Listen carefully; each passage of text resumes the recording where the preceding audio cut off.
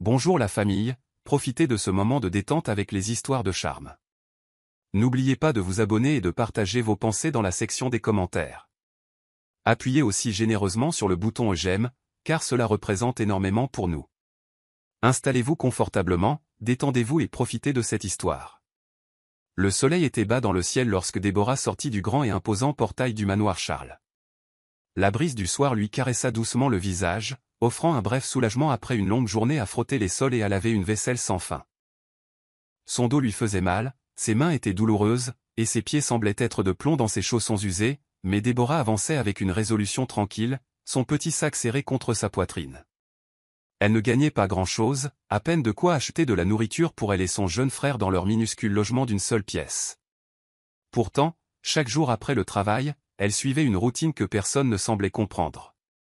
Déborah prenait une profonde inspiration, ouvrait son petit porte-monnaie et en sortait exactement $1. Ce n'était pas grand-chose, mais pour elle, c'était tout. Ce petit dollar froissé représentait sa croyance en la bonté et en l'humanité. Un cri vint de derrière. Déborah s'arrêta et se retourna pour voir deux de ses collègues se hâter vers elle. Chioma, une grande femme à la langue bien pendue d'une trentaine d'années, menait la marche, cet homme claquant contre le pavé. Derrière elle marchait Tété, une femme plus jeune, qui suivait toujours Chioma comme son ombre, ricanant à tout ce qu'elle disait. Déborah sourit faiblement, bien qu'elle sût ce qui allait arriver. « Pourquoi es-tu toujours si pressée » lança Chioma en s'arrêtant à côté d'elle. Elle jeta un coup d'œil au petit porte-monnaie dans les mains de Déborah, puis haussa un sourcil soupçonneux. « Ah, laisse-moi deviner. Tu vas encore donner ton sacro-saint dollar à ces mendiants ?» Tété éclata de rire. « C'est exactement ça, Chioma. Notre sainte Déborah au cœur tendre doit aller sauver le monde avec son minuscule et magique dollar. » Déborah secoua doucement la tête en ajustant son sac. « Ce n'est pas ça, » répondit-elle doucement. « C'est juste que je ne peux pas passer devant eux sans donner quelque chose. » Chioma croisa les bras, son expression un mélange d'incrédulité et d'agacement. « Quelque chose. Tu gagnes des clopinettes, Déborah. Combien de fois devrons-nous te le dire? Tu n'es pas riche. Tu as besoin de chaque centime que tu gagnes, et pourtant tu le jettes. Ces mendiants se moquent de toi. Ils sont juste là pour profiter des imbéciles comme toi. » Déborah ne broncha pas. Elle avait entendu cet argument de nombreuses fois. Chioma s'assurait toujours de lui rappeler ce qui lui manquait. « C'est peut-être insensé, » répondit Déborah, la voix ferme. « Mais si ce dollar représente de la nourriture pour quelqu'un ce soir? Je ne peux pas simplement les ignorer. » Tété rit de nouveau, donnant un coup de coude à Chioma. « Écoute-la. De la nourriture pour quelqu'un ce soir? Et qui te nourrit, Déborah, hein? Tu penses que le propriétaire se souciera que tu as donné de l'argent au mendiant quand il viendra frapper pour le loyer? » Le sourire de Déborah ne faiblit pas. Sa mère disait que la gentillesse ne consistait pas à avoir beaucoup, mais à partager le peu que l'on avait. Alors qu'elles marchaient ensemble dans la rue poussiéreuse, Chioma et Tété continuèrent leur bavardage, se moquant des étranges habitudes de Déborah. « Tu dois t'endurcir, » dit Chioma en claquant la langue. « La vie ne récompense pas les cœurs tendres. Les gens comme toi, vous travaillerez jusqu'à l'épuisement. Et personne ne vous dira même merci. » Déborah écoutait en silence, mais elle ne discutait pas. Elle avait depuis longtemps accepté que son cœur fonctionnait différemment. Tandis que ses collègues s'accrochaient à chaque pièce qu'elle gagnait et qui pouvait les emblâmer, Déborah voyait le monde à travers une lentille plus douce. Les trois femmes atteignirent un carrefour animé où les mendiants se rassemblaient souvent. Certains étaient assis en silence, leurs gobelets tendus, tandis que d'autres appelaient doucement à l'aide. C'était un spectacle déchirant que la plupart des gens choisissaient d'ignorer. Les pas de Déborah ralentirent alors qu'elle regardait autour d'elle, ses yeux s'attardant sur un vieil homme assis au bord de la route. Il portait des vêtements en lambeaux et serrait un gobelet en plastique. Ses yeux, bien que fatigués, avaient une dignité tranquille.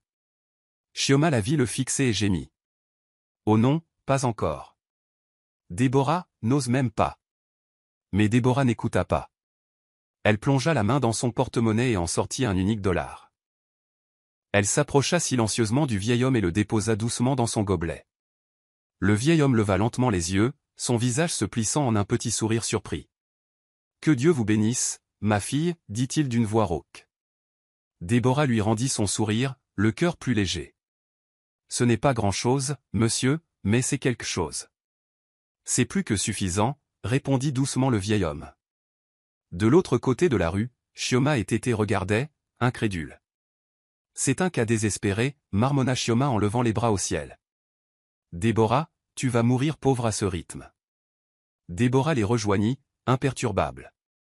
Peut-être, dit-elle calmement, mais au moins je mourrai en sachant que j'ai fait quelque chose de bien. Chioma roula des yeux. Tu penses que ces mendiants se souviendront de ton visage demain? Ils s'en fichent. Tu dois ouvrir les yeux, Déborah, ce monde va te dévorer toute crue. Et tu nous fais passer pour des idiotes, ajouta Tété, tu me vois donner de l'argent à quelqu'un? Non, parce que je connais la vérité. Il faut d'abord s'occuper de soi. Déborah resta silencieuse, mais leurs paroles résonnaient dans sa tête. Ce n'était pas qu'elle ne comprenait pas les dures réalités du monde. Elle connaissait la faim. Elle connaissait la lutte. Mais elle savait aussi ce que c'était que de n'avoir rien et de souhaiter, ne serait-ce qu'une fois, que quelqu'un vous remarque, que quelqu'un se soucie de vous. Alors qu'elles se séparaient au carrefour, Chioma et Tété continuaient de parler bruyamment de leurs plans pour économiser chaque sou et échapper à leur vie de labeur. Déborah écoutait, mais son esprit était ailleurs. La bénédiction silencieuse du vieil homme résonnait à ses oreilles. Que Dieu vous bénisse, ma fille. Parfois, elle se demandait pourquoi ses collègues ne voyaient pas ce qu'elle voyait. Ce petit acte de gentillesse ne signifiait peut-être rien pour elle, mais pour elle, c'était la preuve qu'elle pouvait encore faire une différence, même dans un monde qui essayait d'endurcir son cœur. En arrivant à sa minuscule demeure, Déborah regarda les murs fissurés et les meubles cassés. Elle n'avait aucun luxe, aucun confort à elle.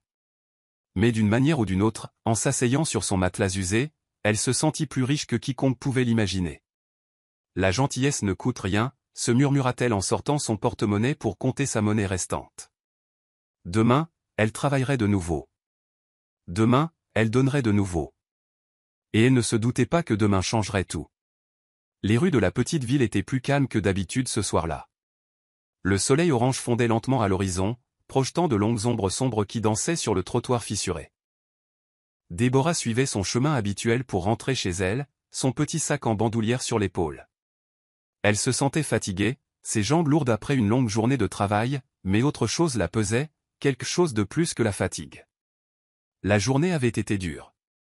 Son employeur, Madame Charles, lui avait crié dessus pendant des heures pour avoir accidentellement cassé une assiette, déduisant une journée de salaire de ses revenus déjà maigres. Déborah avait accepté la punition en silence, mais maintenant, en comptant les pièces dans sa poche, elle réalisa qu'il ne lui restait qu'$1. Juste $1, marmonna-t-elle pour elle-même, passant ses doigts sur le billet froissé. C'était tout ce qu'elle avait jusqu'à sa prochaine paie. Ce n'était pas assez pour un vrai repas, mais peut-être qu'un petit pain ferait l'affaire. Son esprit était perdu dans ses pensées lorsqu'elle tourna au coin de la rue. C'est là qu'elle le vit. L'homme était assis en tailleur sur le bord de la route, sous un lampadaire vacillant. Ses vêtements étaient déchirés et couverts de saleté, suspendus à son corps maigre comme de vieux haillons. Ses cheveux étaient emmêlés, et sa peau semblait burinée par le temps et les éléments. Mais ce qui attira l'attention de Déborah, ce qui figea ses pieds sur place, ce furent ses yeux. Ce n'étaient pas les yeux ternes et creux de quelqu'un vaincu par le monde. Non, cela était vif, brillant et vivant, comme s'il pouvait voir à travers son âme même. Il la regardait attentivement mais ne disait rien, son gobelet en fer blanc posé tranquillement devant lui. Déborah jeta un coup d'œil au gobelet. Il était vide. Pas une seule pièce ne cliquetait à l'intérieur. Alors que Déborah se tenait là, un groupe de passants remarqua son hésitation et se mit à chuchoter bruyamment. Deux jeunes femmes, élégamment vêtues et tenant leur téléphone, ralentirent le pas. « Regardez-la » dit l'une avec un sourire narquois. Elle va probablement lui donner de l'argent. Imaginez ça. L'autre rit. Certaines personnes n'apprendront jamais. Ces mendiants gaspillent tout ce qu'on leur donne. Elle doit être folle. Derrière Déborah, un commerçant s'appuya contre la vitrine de son magasin en secouant la tête. C'est la fille qui donne de l'argent tous les jours, n'est-ce pas? J'ai entendu dire qu'elle n'est qu'une femme de ménage. Vous imaginez? Donner de l'argent quand on n'en a pas soi-même. Les mots piquèrent la fierté de Déborah, mais elle ne se retourna pas. Elle se concentra sur le mendiant devant elle, ses yeux perçants immobiles, comme s'il attendait qu'elle agisse. La poitrine de Déborah se serra. Elle agrippa le dollar dans sa main, le fixant. C'était son dernier. Si elle le donnait, elle rentrerait chez elle affamée ce soir. Son estomac gargouillait déjà en signe de protestation, lui rappelant la marmite vide sur son réchaud.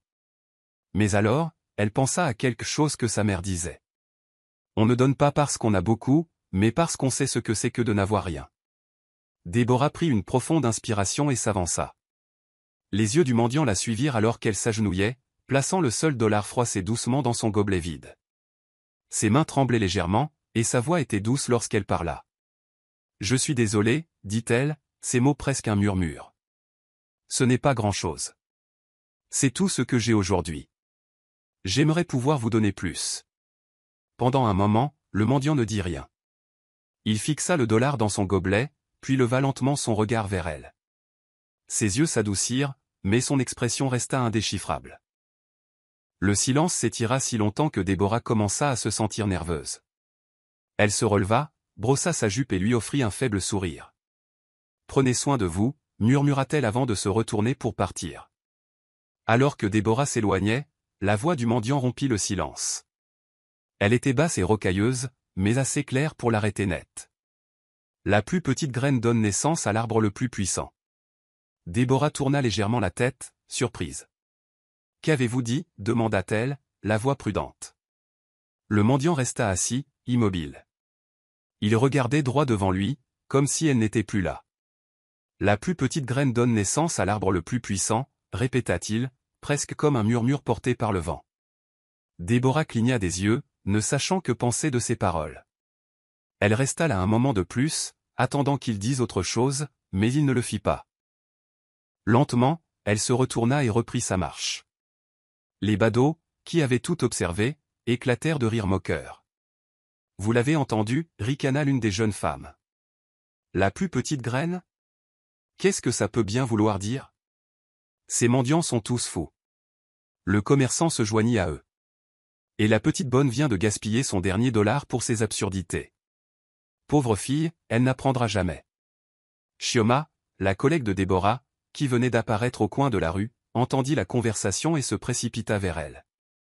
Déborah, la gronda Chioma en lui saisissant le bras. « Tu es folle ? Qu'est-ce que tu viens de faire ? Dis-moi que tu ne lui as pas encore donné d'argent. » Déborah se tourna vers Chioma, le visage calme mais fatigué. « Ce n'était qu'1 dollar, dit-elle doucement. Chioma la regarda, incrédule. « 1 dollar ? Déborah, as-tu un arbre qui fait pousser de l'argent à la maison ? C'était ton dernier, n'est-ce pas ? Regarde-toi. Tu penses qu'il s'en soucie ? Il va le gaspiller en bêtises. » Déborah regarda en arrière vers le mendiant. Il était toujours assis là, immobile, comme si le monde autour de lui n'existait pas. « Je ne sais pas ce qu'il en fera, » admit Déborah, « mais ce n'est pas à moi d'en décider. J'ai juste fait ce que je pensais être juste. » Chioma gémit bruyamment. « Tu es sans espoir. Demain, quand tu mourras de faim, ne viens pas pleurer chez moi. » Le soleil déclinait alors que Déborah s'éloignait du bruit et des moqueries, le cœur lourd mais étrangement léger à la fois. Les paroles du mendiant résonnaient dans son esprit. La plus petite graine donne naissance à l'arbre le plus puissant. Qu'est-ce que cela signifiait ? Était-ce une énigme ? Une prophétie ? Ou simplement le radotage d'un vieil homme fatigué ? Elle secoua la tête. Peut-être que cela n'avait pas d'importance. Peut-être que les mots étaient vides de sens. Mais alors qu'elle marchait vers sa minuscule demeure, le ventre vide et les pieds endoloris, Déborah ne pouvait s'empêcher de sentir que quelque chose d'important venait de se produire. Quelque chose qu'elle ne pouvait pas expliquer. De retour sous le lampadaire vacillant, le mendiant était assis en silence, fixant le dollar froissé dans son gobelet. Ses lèvres se courbèrent en un très léger sourire, comme s'il connaissait un secret que personne d'autre ne connaissait. Une légère brise souffla dans la rue, faisant bruire le dollar et emportant avec elle un murmure de quelque chose d'invisible, quelque chose qui attendait de se dévoiler. Le soleil matinal se glissa à travers les rideaux fins et déchirés de la petite chambre de Déborah, projetant une douce lumière dorée sur les murs fissurés. Déborah s'agita sur le vieux matelas qu'elle partageait avec son jeune frère, Daniel. Les faibles bruits d'enfants qui jouent et d'un coq chantant quelque part au loin remplissaient l'air calme. Déborah s'étira et s'assit, son corps encore endolori par le travail de la veille. les événements de la soirée précédente lui revinrent en mémoire. Le mendiant étrange aux yeux perçants, le dollar qu'elle lui avait donné et ses paroles bizarres. La plus petite graine donne naissance à l'arbre le plus puissant. Elle secoua la tête et soupira. « Déborah, tu es réveillée. » La voix ensommeillée de Daniel interrompit ses pensées. « Oui, je suis réveillée, » répondit doucement Déborah en se levant pour lisser sa jupe usée. Elle n'avait pas le temps de s'attarder sur cette étrange rencontre. Aujourd'hui n'était qu'un autre jour de survie. Alors qu'elle se lavait le visage avec l'eau d'un vieux bol, elle entendit quelque chose d'inhabituel, le faible vrombissement d'un moteur devant leur petite maison en bois.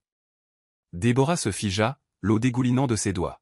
« Qu'est-ce que c'est que ce bruit » demanda Daniel, maintenant bien réveillé. Déborah ne répondit pas. Le bruit s'intensifia jusqu'à s'arrêter complètement, et à travers la petite fenêtre cassée, Déborah aperçut quelque chose qui fit battre son cœur, une voiture noire et brillante, garée juste devant leur porte. Elle semblait complètement déplacée dans ce quartier poussiéreux et délabré, sa peinture lustrée brillant sous le soleil. Avant que Déborah ait pu rassembler ses esprits, on frappa à la porte, 3 coups secs. Elle regarda nerveusement Daniel, qui la fixa avec de grands yeux. « Qui cela peut-il bien être » murmura-t-il. Déborah hésita, son pouce accélérant. Les voitures de luxe ne s'arrêtaient pas dans leur quartier. Personne dans leur communauté ne connaissait de gens qui conduisaient de telles voitures. Elle s'essuya les mains sur sa jupe, se ressaisit et ouvrit la porte. Devant elle se tenait un grand homme bien habillé, en costume noir impeccable et lunettes de soleil sombre. Il avait l'air distingué et intimidant, comme quelqu'un sorti d'un film. Derrière lui, la voiture était à l'arrêt, son moteur ronronnant encore doucement. « Bonjour. Êtes-vous mademoiselle Déborah » demanda l'homme, sa voix profonde et formelle. Déborah cligna des yeux, ses mains s'agitant nerveusement à ses côtés. « Oui. Je suis Déborah » dit-elle avec prudence. L'homme sortit de la poche intérieure de son costume une enveloppe blanche, scellée à la cire dorée. Il la lui tendit. « Ceci est pour vous. Vous êtes invité à un engagement privé à la résidence de Monsieur Adéwalé plus tard dans la journée. » Déborah fixa l'enveloppe comme si elle pouvait lui brûler les doigts. « Monsieur Adéwalé » répéta-t-elle, sa voix à peine un murmure. « Qui est-ce ? Je pense que vous devez vous tromper de personne. » L'homme secoua la tête. « Il n'y a pas d'erreur, mademoiselle Déborah. L'invitation vous est spécifiquement adressée. » Déborah regarda au-delà de lui vers la voiture, puis de nouveau vers l'homme, sa suspicion grandissant. Son quartier n'était pas le genre d'endroit où les gens étaient invités dans des résidences par de riches étrangers. « Je ne connais personne du nom de Grégory, » dit-elle fermement, croisant les bras. « Pourquoi quelqu'un comme ça m'inviterait-il quelque part ?» L'expression de l'homme resta indéchiffrable derrière ses lunettes de soleil. « Je ne suis pas autorisé à discuter des détails, mais Monsieur Adéwalé a spécifiquement demandé votre présence. La voiture vous y conduira maintenant, si vous acceptez. » Déborah fit un pas en arrière, s'agrippant au bord de la porte. « Non, cela n'a aucun sens. Je ne suis qu'une femme de ménage. Pourquoi quelqu'un voudrait-il me voir ?» De l'intérieur de la maison, Daniel intervint timidement, sa voix empreinte de curiosité. « Ma sœur, peut-être que ce n'est pas une mauvaise nouvelle ? Qu'y a-t-il dans l'enveloppe ?» Déborah hésita avant de prendre l'enveloppe. Elle brisa soigneusement le seau de cire dorée et en sortit une lettre magnifiquement imprimée. Les mots étaient élégants, écrits en cursive. « Chère mademoiselle Déborah, vous êtes cordialement invitée à une réunion privée à ma résidence ce matin. Le transport a été organisé pour votre commodité. J'ai hâte de vous voir. Cordialement, Monsieur Adéwalé. » Ses mains tremblaient légèrement en lisant les mots. Sa suspicion s'approfondit. Qui était cet homme ? Et pourquoi quelqu'un d'assez riche pour posséder une telle voiture voudrait-il avoir affaire à elle ? Elle regarda de nouveau l'homme en costume. « Et si je refuse » demanda-t-elle sèchement. L'homme ne broncha pas, « Le choix vous appartient entièrement, mademoiselle Déborah. Cependant, je vous assure que cette invitation est authentique, et vous ne regretterez pas d'y assister. » Daniel tira sur la main de Déborah, la regardant avec de grands yeux pleins d'espoir. « S'il te plaît, ma sœur, vas-y. Et si cela changeait tout ?» Déborah soupira. Une partie d'elle croyait encore que c'était une sorte de farce élaborée, mais elle ne voulait pas décevoir son frère. Ses yeux étaient remplis d'espoir, et elle ne pouvait se résoudre à l'écraser. Déborah finit par hocher la tête. D'accord. J'irai, mais seulement pour m'assurer que ce n'est pas un malentendu. L'homme en costume fit un petit signe d'approbation. Très bien, mademoiselle Déborah. S'il vous plaît, suivez-moi. Déborah se retourna vers Daniel, s'agenouillant légèrement pour être à sa hauteur. Reste ici, d'accord? Je reviens bientôt. Daniel la serra fort dans ses bras. Sois prudente, ma sœur. Et peut-être que c'est une bénédiction. Comme le disait maman. Déborah força un sourire, l'embrassa sur le front et se redressa. Elle attrapa son petit porte-monnaie, il n'y avait pas grand-chose à l'intérieur, à part une vieille photo et quelques pièces, et suivit l'homme jusqu'à la voiture. La portière de la voiture s'ouvrit silencieusement alors que l'homme faisait signe à Déborah d'entrer. Elle hésita brièvement avant de se glisser sur le siège en cuir moelleux. C'était la chose la plus douce qu'elle ait jamais touchée. L'intérieur sentait quelque chose de riche et d'étranger, comme un léger parfum de rose et de cuir mélangé. Déborah s'assit raidement, les mains jointes sur ses genoux, tandis que le chauffeur fermait la portière et contournait la voiture pour s'installer à l'avant. La voiture démarra avec un doux vrombissement, glissant sans effort sur les rues caouteuses et poussiéreuses de son quartier. À travers la fenêtre, Déborah vit des visages familiers s'arrêter et la regarder avec incrédulité tandis que la voiture noire passait. Quelques enfants coururent après, riant et criant, tandis que certains adultes chuchotaient entre eux. Qu'est-ce que Déborah fait dans une voiture pareille? S'imagina-t-elle les entendre dire. Les joues de Déborah brûlèrent de honte. Elle reporta son regard sur la route, ses pensées tourbillonnant. Qui est Monsieur Adewale? Que me veut-il? Et si c'était un piège? Ses doigts se resserrèrent sur son porte-monnaie. Elle était si perdue dans ses pensées qu'elle ne réalisa pas à quelle vitesse ils avaient quitté son quartier. Après ce qui sembla une éternité, la voiture ralentit et s'engagea dans une allée lisse et bordée d'arbres. Les yeux de Déborah s'écarquillèrent alors que la vue devant elle se précisait, un grand manoir, plus grand et plus beau que tout ce qu'elle avait jamais vu. Ses murs blancs étincelaient au soleil, entourés de haies parfaitement taillées et de parterres de fleurs colorées. Les portes étaient dorées, gardées par deux hommes à l'air sévère en costume noir. La voiture s'arrêta juste devant l'entrée du manoir, où un escalier de marbre menait à de hautes portes en bois poli. Le chauffeur sortit le premier et ouvrit la portière pour Déborah. « Nous sommes arrivés, mademoiselle Déborah, dit-il poliment. Déborah fixa le manoir, les pieds comme figés sur place. Elle ne pouvait pas parler. Elle avait vu des maisons comme celle-ci dans les films, mais se tenir là, juste en face, la faisait se sentir incroyablement petite. L'homme en costume qui lui avait remis la lettre apparut de nouveau, se tenant à côté de la portière ouverte. « Monsieur Grégory vous attend à l'intérieur, dit-il en désignant les portes. Déborah déglutit difficilement, son pouce accélérant. Elle baissa les yeux sur sa simple robe délavée et ses chaussures éraflées, se sentant terriblement mal à sa place. « Êtes-vous sûr que ce n'est pas une erreur ?» demanda-t-elle une dernière fois. Le visage de l'homme s'adoucit légèrement. « Ce n'est pas une erreur, mademoiselle Déborah. S'il vous plaît, entrez. » Prenant une profonde inspiration, Déborah rassembla tout le courage qu'elle avait et sortit de la voiture. L'air semblait plus lourd ici, chargé de quelque chose qu'elle ne pouvait pas nommer. Alors qu'elle marchait lentement vers les grandes portes, son cœur battait la chamade dans sa poitrine. « Qu'est-ce que je fais ici ?» se murmura-t-elle. Déborah ne se doutait pas que c'était le début de quelque chose de bien plus grand qu'elle n'aurait jamais pu l'imaginer. Les grandes portes en bois du manoir s'ouvrirent avec un faible grincement, révélant un intérieur grandiose qui coupa le souffle à Déborah. Les sols en marbre scintillaient sous la douce lueur des lustres en cristal, et l'air sentait légèrement les fleurs fraîches. C'était différent de tout ce qu'elle avait jamais vu luxueux, immaculé et écrasant.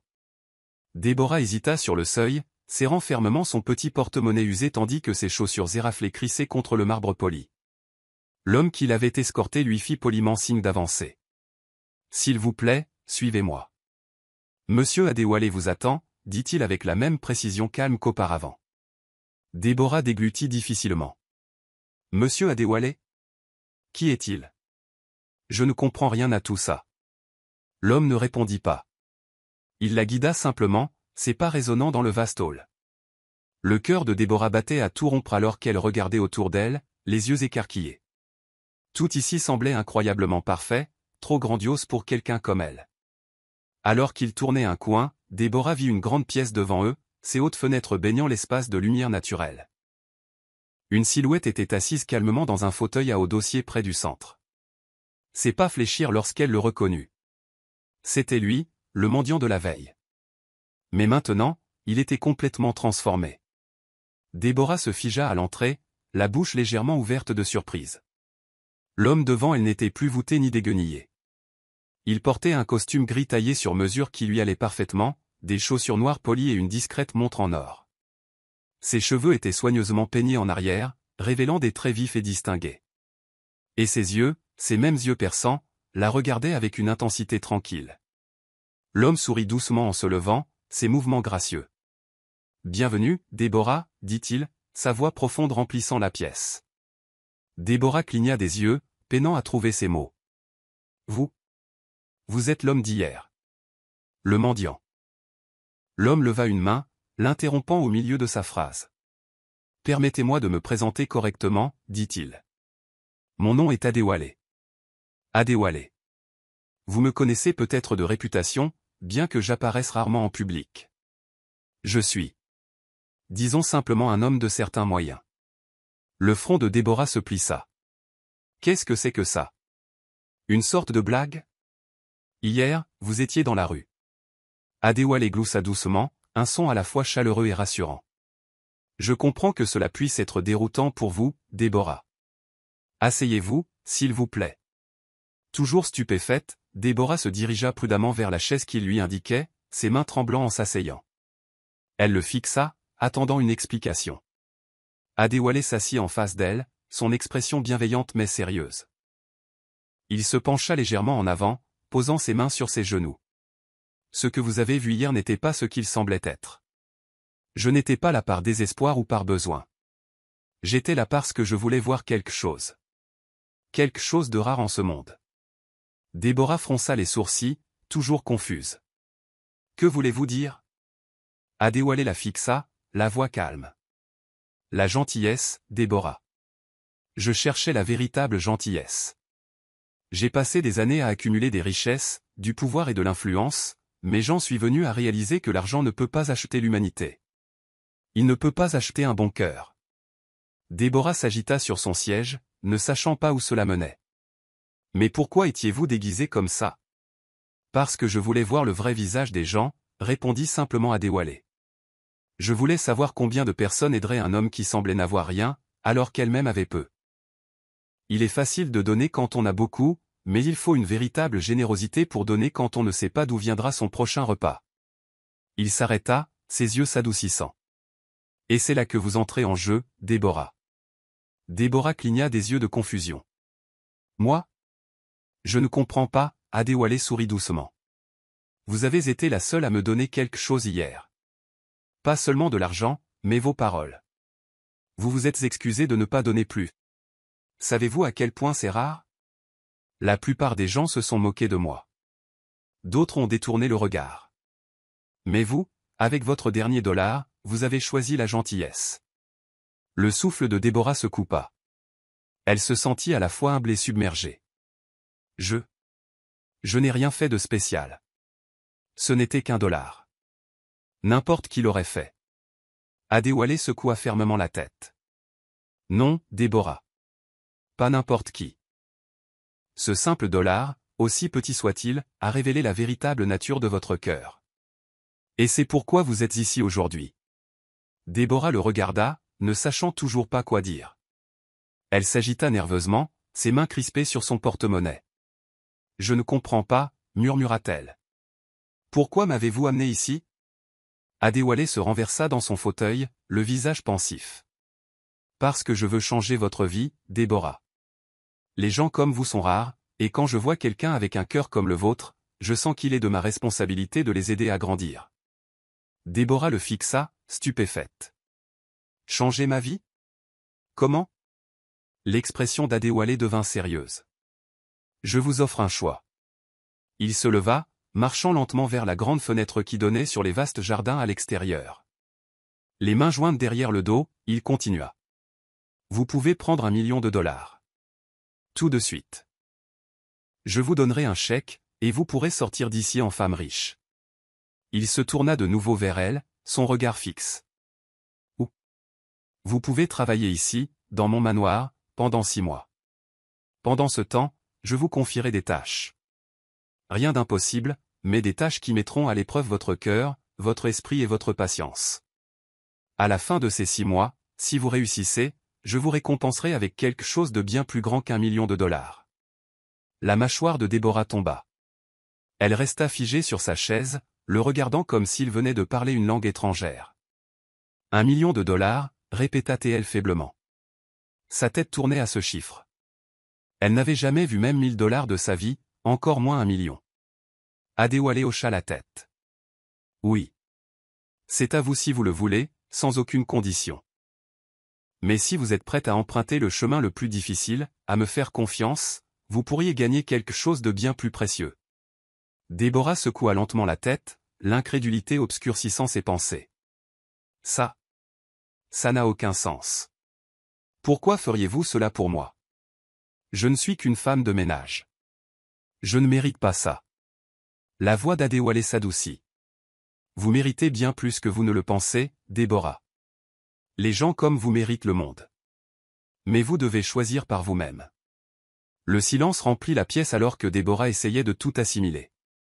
L'air semblait lourd, et son cœur battait la chamade dans sa poitrine.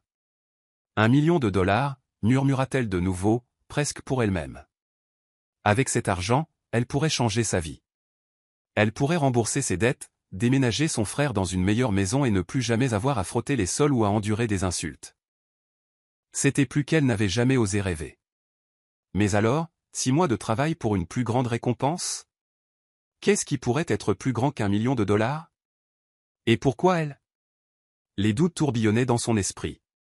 Elle leva les yeux vers Adéwalé, la voix hésitante. Quel genre de tâches devrais-je faire? Sont-elles dangereuses? Adéwalé sourit. Rien qui puisse vous faire du mal, je vous le promets. Les tâches vous mettront au défi, mais elles vous apprendront aussi. Déborah fronça les sourcils. Et si j'échoue? Alors vous repartirez avec rien d'autre que les leçons que vous aurez apprises. Déborah baissa les yeux, ses pensées s'emballant. Elle pensa à son frère, Daniel, et à quel point il avait besoin d'elle. Elle pensa aux paroles de sa défunte mère. Les plus grandes récompenses vont à ceux qui font confiance au voyage. Mais était-ce un test de confiance? Ou était-elle en train d'être naïve? Adéwalé la regardait attentivement, sa voix douce. Prenez votre temps, Déborah. Vous n'avez pas besoin de décider maintenant. Vous pouvez y réfléchir. Déborah leva les yeux vers lui. Pourquoi moi? Parmi tout le monde, pourquoi m'avez-vous choisi? Adéwalé sourit. Parce que vous m'avez prouvé que même le plus petit acte de gentillesse peut changer le monde. Déborah prit une profonde inspiration, regardant la belle pièce, puis de nouveau l'homme qui venait de bouleverser son monde. Ses mains agrippèrent les bras du fauteuil alors qu'elle murmurait « Que dirait ma mère ?» Le sourire d'Adéwalé s'élargit, comme s'il savait déjà ce qu'il y avait dans son cœur. Alors, Déborah, dit-il doucement. Que choisirez-vous? Les jours se transformèrent en semaines au manoir, et Déborah commença à ressentir le poids de sa décision de travailler pendant 6 mois au lieu de prendre le million de dollars. Au début, elle pensait avoir fait le bon choix, préférant le travail et la persévérance à la richesse rapide, tout comme sa mère le lui avait appris. Mais à mesure que les jours s'éternisaient, la réalité de l'environnement toxique du manoir commença à s'installer. Les tâches de Déborah étaient exténuantes et souvent humiliantes. On la faisait frotter des sols en marbre jusqu'à ce que ses genoux lui fassent mal et que ses paumes deviennent à vif. Elle polissait des rangées interminables de couverts, époussetait des lustres qui semblaient toucher les nuages et lavait des vêtements qui ne semblaient jamais finir. Le personnel lui empilait les tâches sans explication, la regardant toujours avec dédain. La gouvernante en chef, Madame Félicia, était particulièrement dure. Déborah, aboya Félicia un matin, sa voix aiguë résonnant dans les quartiers du personnel. Déborah s'arrêta de frotter, la sueur coulant sur son visage alors qu'elle levait les yeux. « Oui, madame. » Félicia s'approcha, tenant un plateau en argent avec des taches. Elle le lui mit sous le nez. « C'est comme ça que tu nettoies? Regarde ces taches. Si tu penses que la paresse te gardera ici, tu te trompes. » Déborah se mordit la lèvre, ses mains tremblant en prenant le plateau. « Je suis désolée, madame. Je ferai mieux. » Félicia ricana. « Tu es une incapable. Je ne sais pas pourquoi on t'a même engagé. Elle tourna les talons et s'éloigna, laissant Déborah avec un nœud de honte dans la poitrine. Les autres membres du personnel n'étaient pas plus gentils. Déborah mangeait souvent seule pendant ses pauses, assise au bout de la table de la cuisine où personne ne lui parlait. Chaque fois qu'elle entrait dans une pièce, des chuchotements la suivaient. Ce doit être le cas de Charité de Monsieur Adéwalé, chuchota bruyamment une femme de chambre un après-midi. Regardez-la, ajouta une autre en ricanant. Elle se croit spéciale parce qu'elle est arrivée dans une voiture de luxe. Voyons combien de temps elle tiendra. Déborah faisait semblant de ne pas entendre, se concentrant sur son assiette de riz. Son estomac se tordait, mais elle restait silencieuse. Un soir, alors qu'elle nettoyait le grand escalier, deux membres du personnel masculin, Cunel et Gédet, passèrent avec des expressions suffisantes. « Tu as manqué un endroit », dit Cunel en renversant son seau d'eau. L'eau sale se répandit sur le sol immaculé. Le cœur de Déborah se serra alors qu'elle se relevait pour nettoyer. Gédet rit cruellement. Fille maladroite. Sais-tu même comment travailler? Ou es-tu juste là pour nous faire perdre notre temps? Déborah serra les poings mais garda la tête baissée. Elle ne ripostait pas. Elle ne pouvait pas se le permettre. Elle avait besoin de cette chance, même si elle n'en avait plus l'air. Cette nuit-là, Déborah s'assit sur le bord de son petit lit dans les quartiers du personnel. La chambre était froide et simple, avec seulement une fine couverture et une petite lampe. Ses genoux lui faisaient mal, et ses paumes étaient rouges et couvertes d'ampoules. Elle fixa ses mains, se demandant si tout cela en valait la peine. La gentillesse paix, se murmura-t-elle, répétant les mots de sa mère. Mais sa voix tremblait de doute. Est-ce vraiment le cas? Elle pensa aux millions de dollars qu'elle avait refusés. Elle pensa à Daniel, qui l'attendait à la maison, comptant sur elle. Et elle pensa à Monsieur Adéwalé. Savait-il même ce qui lui arrivait ici? Ses yeux brûlaient de larmes non versées, mais elle refusa de pleurer. 6 mois, murmura-t-elle. Je dois juste tenir bon. Le tournant arriva en fin d'après-midi, juste au coucher du soleil. Déborah avait été chargée de nettoyer le placard à linge au 2e étage, un espace poussiéreux et faiblement éclairé qui voyait rarement des visiteurs. Elle travaillait en silence, pliant des draps et fredonnant doucement. Quand elle entendit soudain des voix devant la porte. C'était Cunel et Gédet. Déborah s'arrêta, les mains au milieu d'un pli, réalisant qu'il parlait à voix basse et feutrée. Curieuse, elle s'approcha de la porte légèrement entr'ouverte, restant hors de vue mais assez près pour entendre. « On prendra l'argent ce soir », disait Cunel, sa voix vive et urgente. Déborah se figea. « De l'argent. Tu es sûr que c'est dans son bureau ?» demanda Gédet. « Oui », répondit Cunel. « J'ai entendu Félicia dire que Monsieur Adéwalé garde un petit coffre-fort derrière la bibliothèque. Il ne remarquera rien. Pas avant des semaines. L'homme sort à peine de sa chambre. » Gédet rit doucement. « Et tu es sûr pour la piéger ?» Le cœur de Déborah battait la chamade. « Piéger qui ?»« Bien sûr, » siffla Cunel.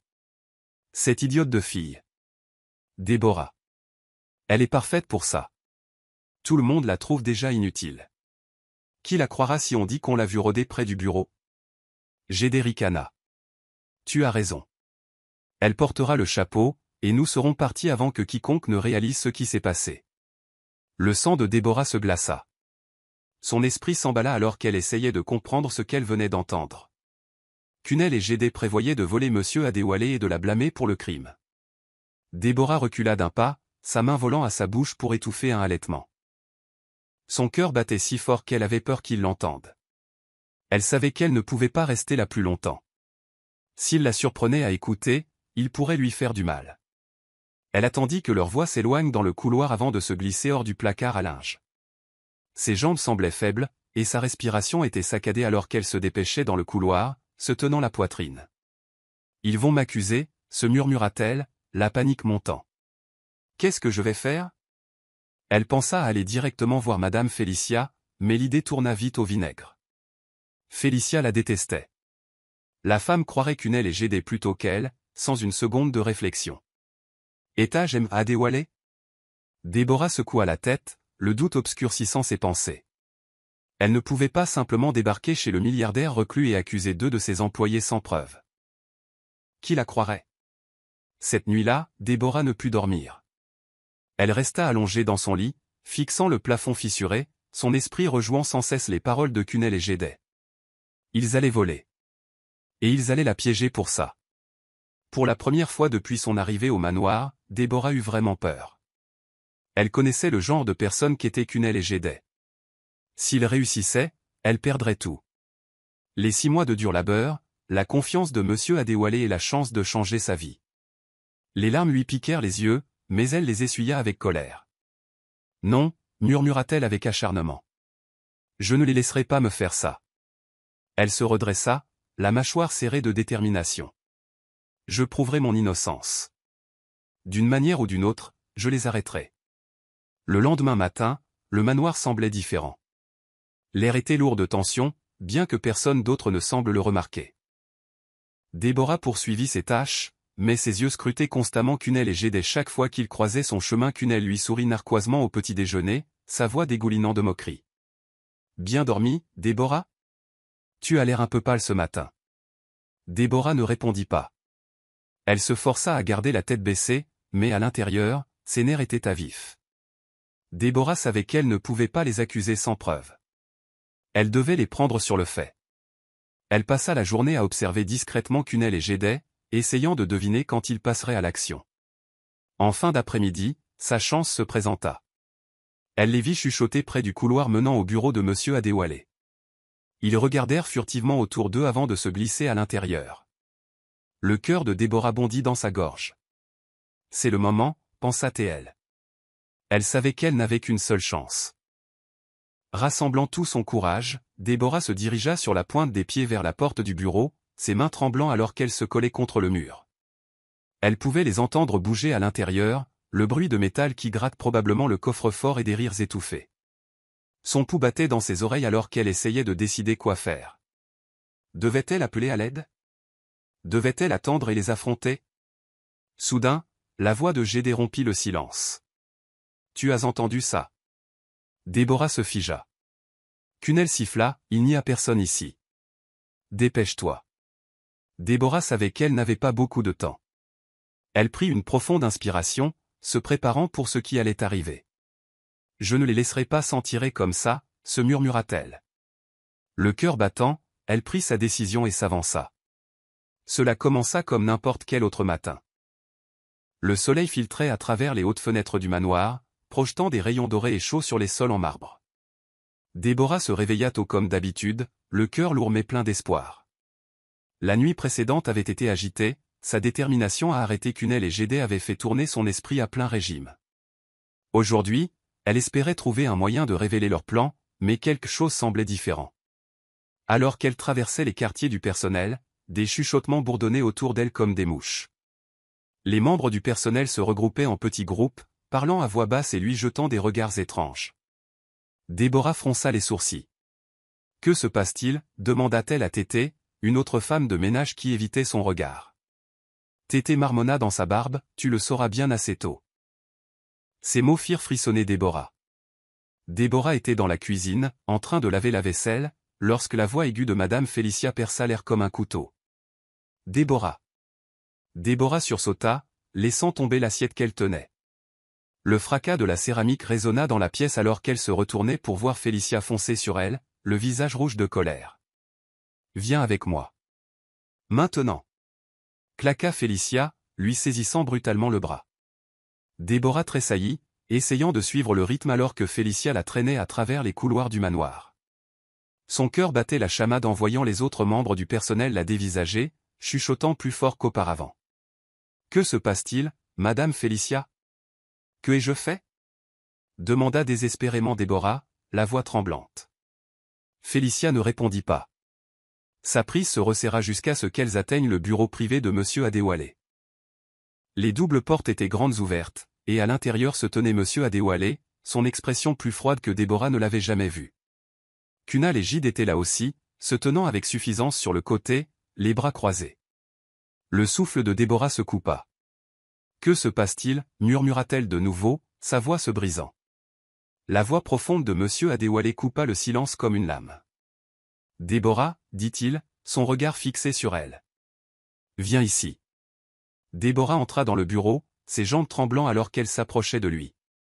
L'air était lourd d'accusations, et la pièce polie, qui semblait autrefois magnifique, se sentait maintenant étouffante. Monsieur Adéwalé montra un coffre-fort ouvert, le contenu à l'intérieur clairement perturbé. À côté, sur le bureau, se trouvait une pile d'argent, une partie éparpillée, une autre soigneusement empilée. Ceci, dit-il en désignant la scène, a été trouvé dans tes affaires de nettoyage ce matin.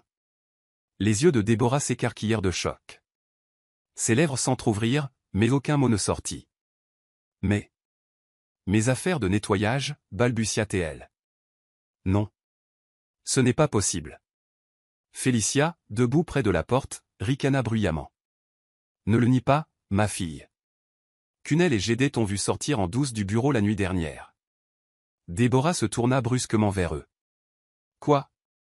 C'est un mensonge. Cunel s'avança, un faux air de sympathie plaqué sur son visage. Déborah, ne rends pas les choses pires. Nous t'avons vu. Tu agissais étrangement. C'est toi qui as pris l'argent. Gédé hocha la tête en signe d'accord, feignant la tristesse. Nous ne voulions pas y croire, mais nous devions dire la vérité. Tu as trahi la confiance de monsieur Adéwalé. Déborah sentit ses genoux faiblir. Sa voix tremblait alors qu'elle se retournait vers monsieur Adéwalé, ses yeux désespérés. Monsieur, s'il vous plaît, croyez-moi. Je n'ai rien pris. Je le jure. Je ne sais pas comment l'argent est arrivé là. Mais l'expression de monsieur Adéwalé était indéchiffrable. Ses yeux perçants étaient maintenant assombris par la déception. Tu étais la seule à nettoyer près de mon bureau hier, dit-il calmement mais fermement. Et maintenant, ça. Déborah secoua violemment la tête, les larmes montant à ses yeux. Je n'ai pas fait ça. Je ne volerai jamais. S'il vous plaît, vous devez me croire. Derrière elle, les chuchotements s'intensifièrent. Le personnel s'était rassemblé devant le bureau, jetant des coups d'œil par la porte ouverte. Je savais qu'elle était source de problèmes, chuchota quelqu'un. Elle agissait toujours de manière si innocente. Regardez-la maintenant. Comment peut-on être si ingrate? Déborah se tourna vers eux, le désespoir se transformant en panique. Je ne l'ai pas fait. Vous devez me croire. Cria-t-elle.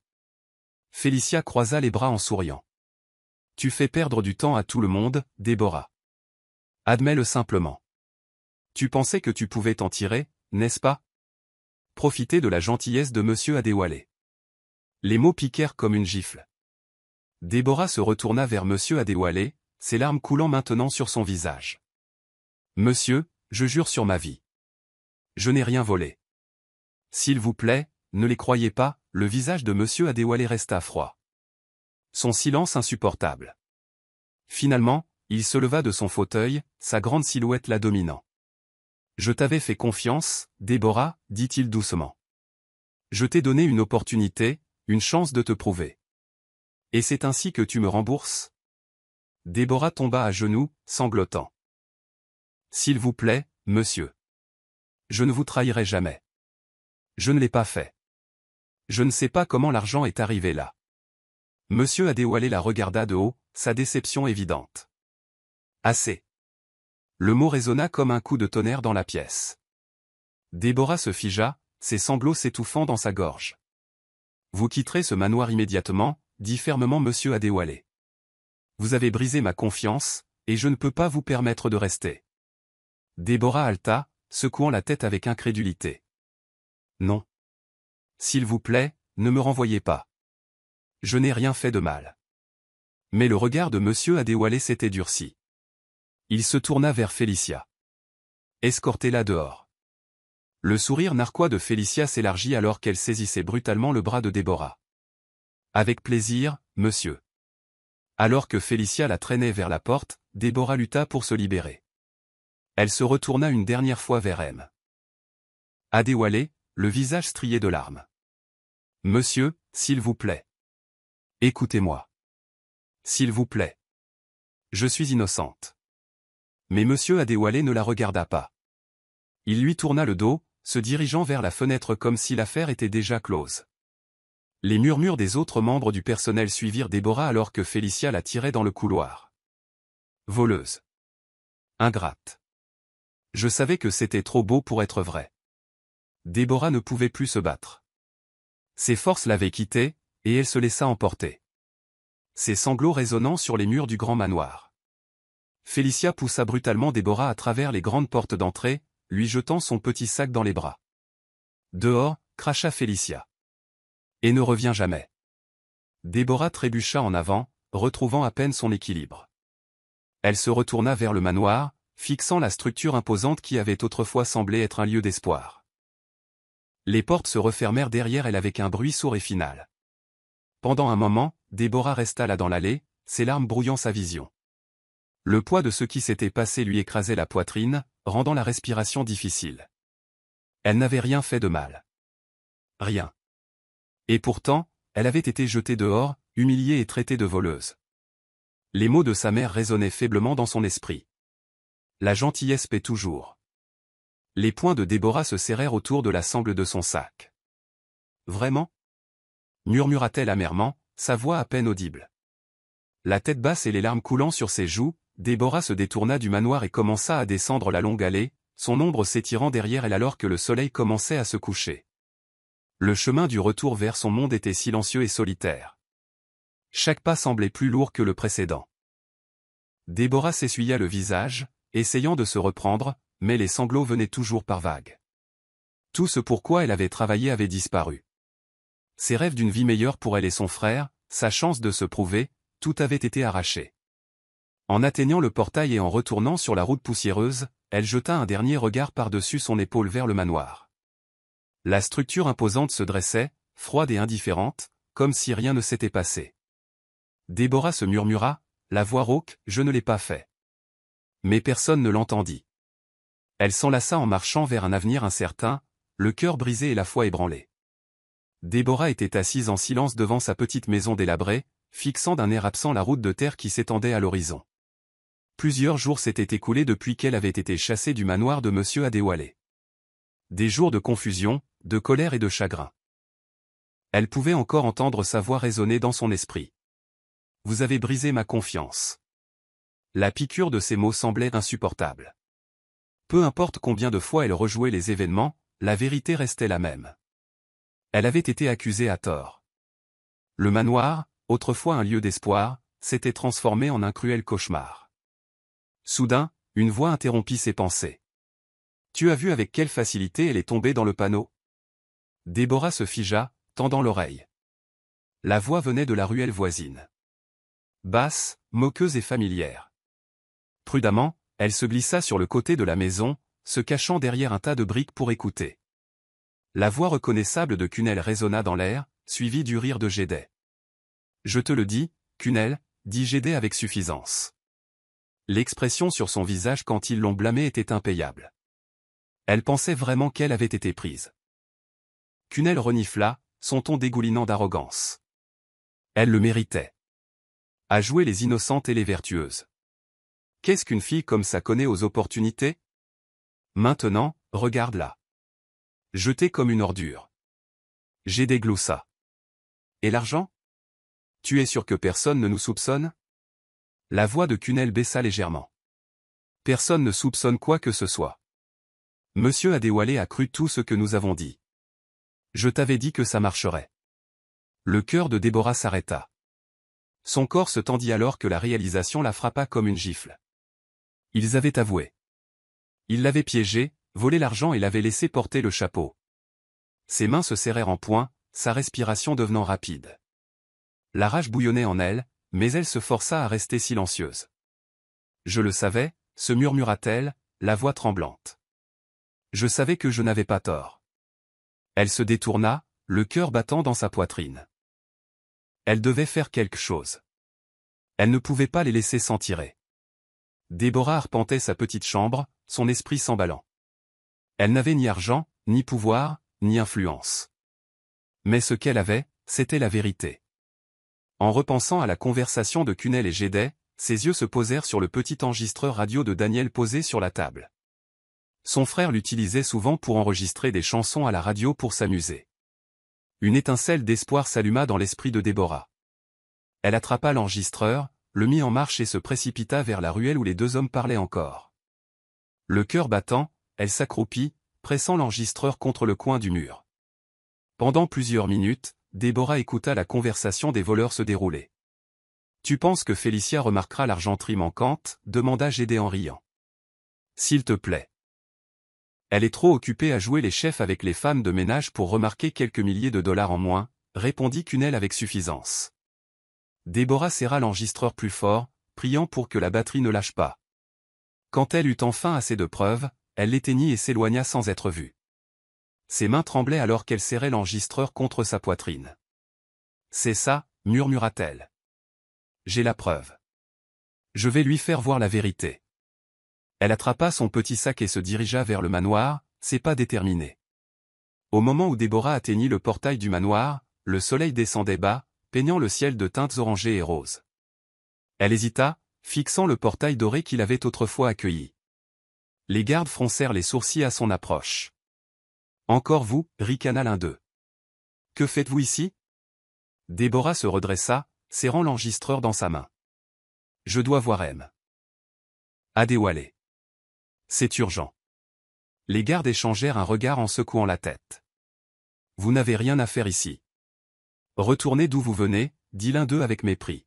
« S'il vous plaît » cria Déborah, le désespoir dans la voix. « Il s'agit du vol. Je peux prouver que je ne l'ai pas fait. S'il vous plaît, laissez-moi lui parler. » Les gardes hésitèrent, mais avant qu'ils ne puissent discuter davantage, des rires et des bavardages s'élevèrent du manoir. Déborah tendit le cou et vit un groupe d'invités bien habillés se rassembler dans le grand hall à travers les fenêtres. Une soudaine vague de courage la remplit. Elle n'attendrait pas la permission.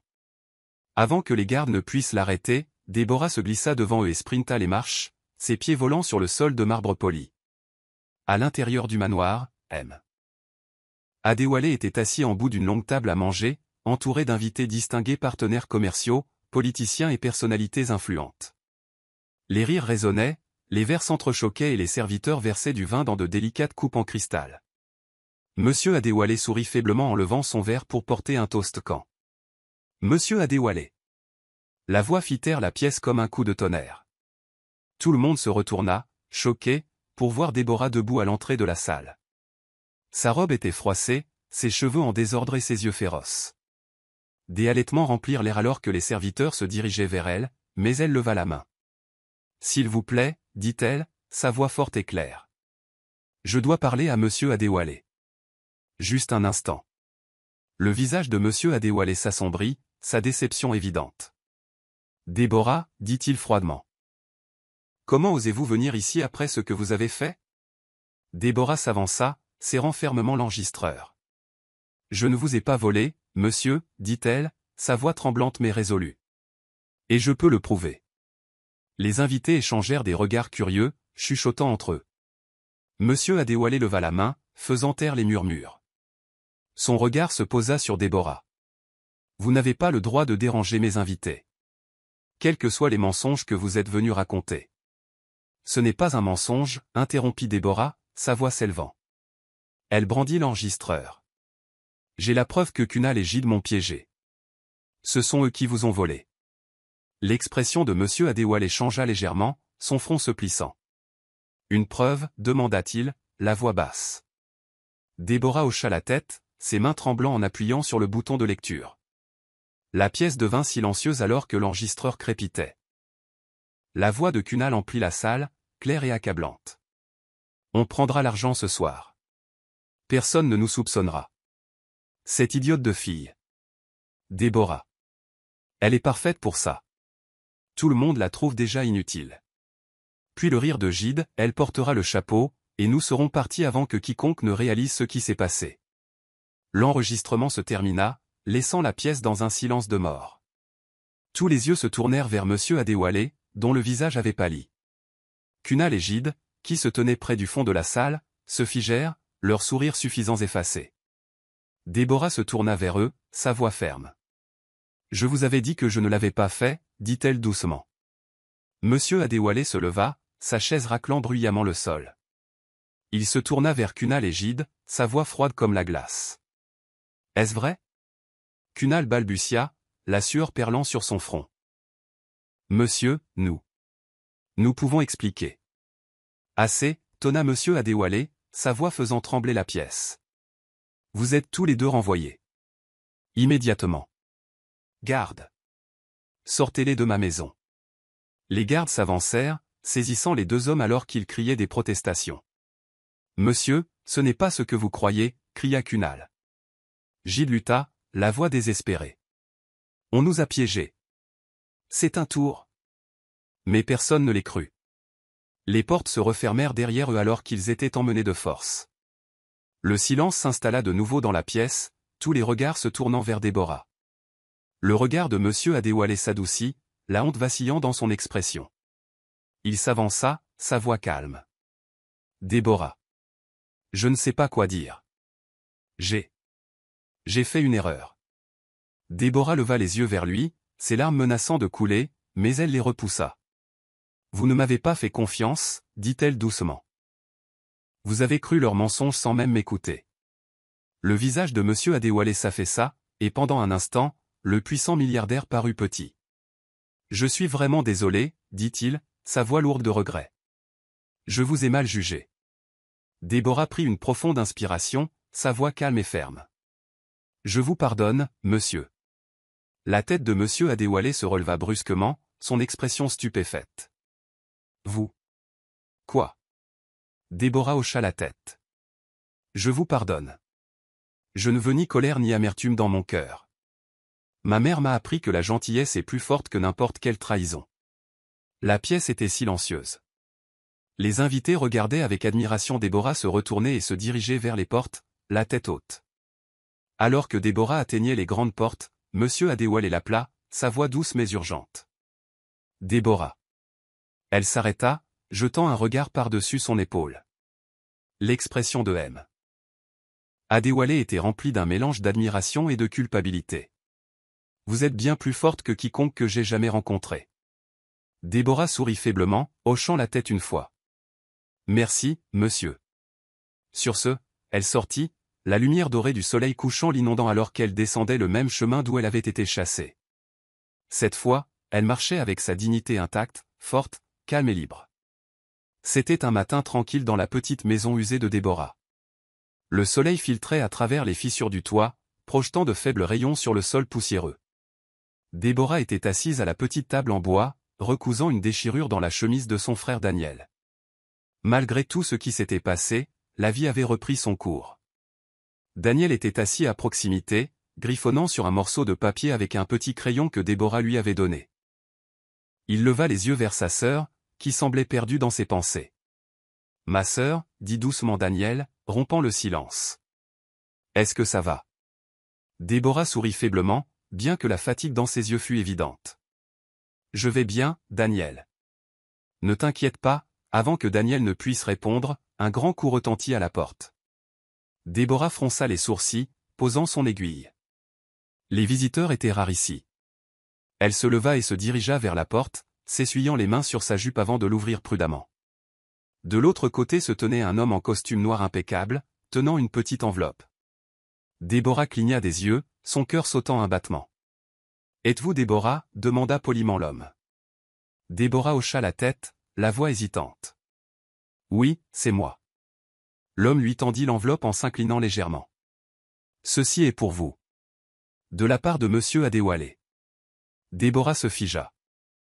La mention de ce nom provoqua une vague de confusion et d'anxiété en elle. « Monsieur Adéwalé » L'homme hocha de nouveau la tête. « Oui. J'ai été chargé de vous remettre ceci personnellement. Veuillez le lire attentivement. Bonne journée, madame. » Avant que Déborah ne puisse poser d'autres questions, l'homme se retourna et s'éloigna, la laissant avec l'enveloppe.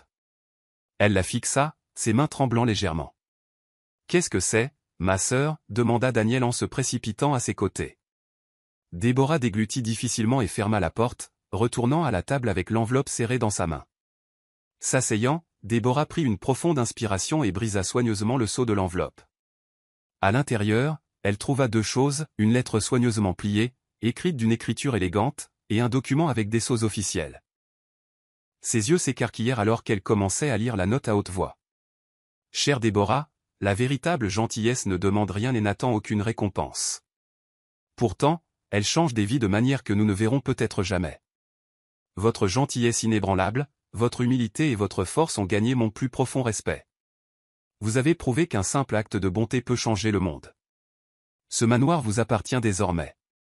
Utilisez-le bien, comme je sais que vous le ferez. Vous méritez la vie que vous avez autrefois abandonnée pour les autres. Cordialement, Adéwalé. La voix de Déborah se brisa à la fin de la lettre. Ses mains tremblaient en regardant le document. C'était un acte de propriété pour le manoir.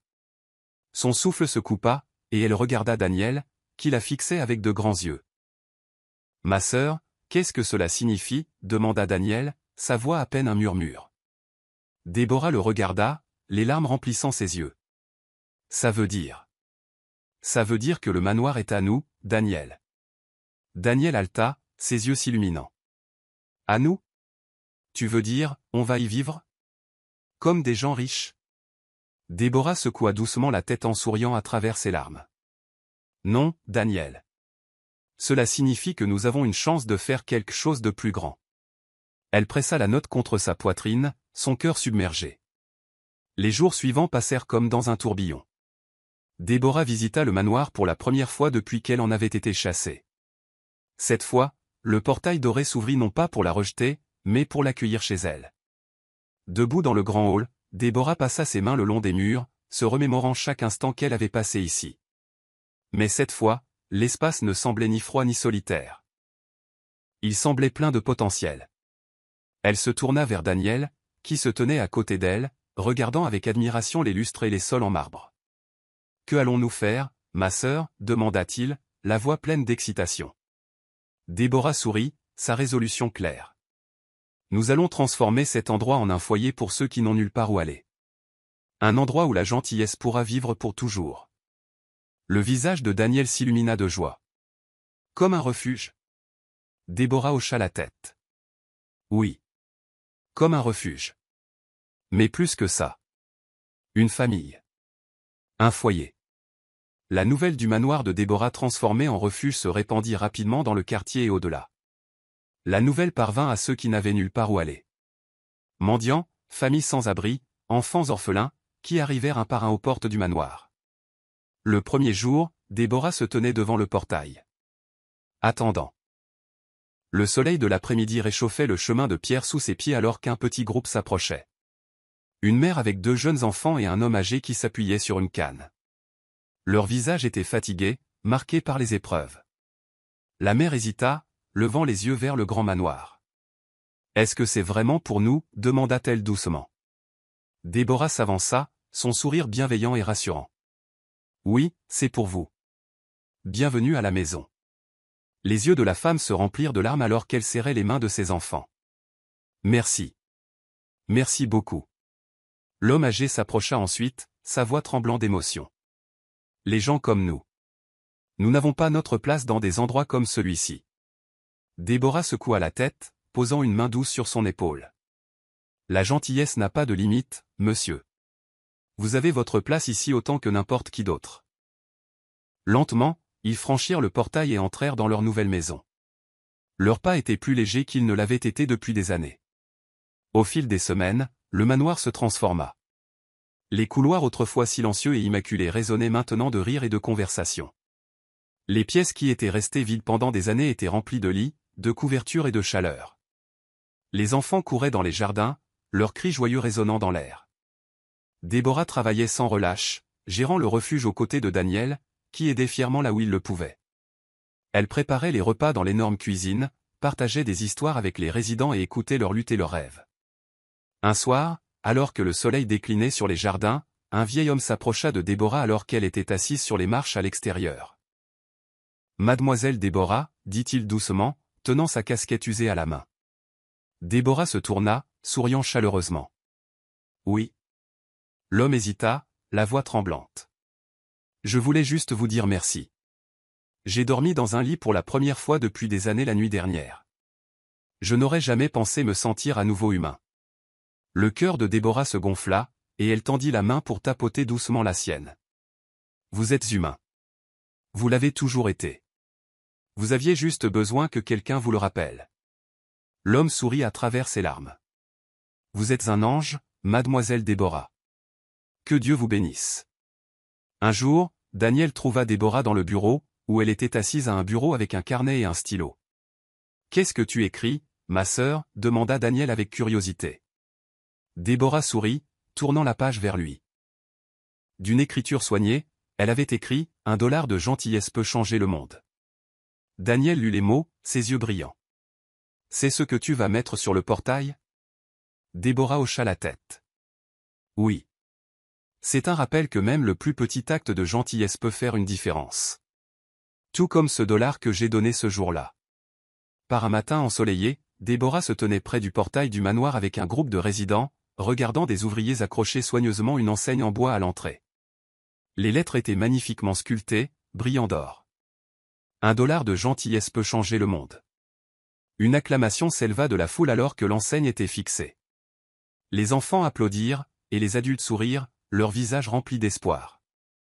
Daniel tira sur la main de Déborah, rayonnant vers elle.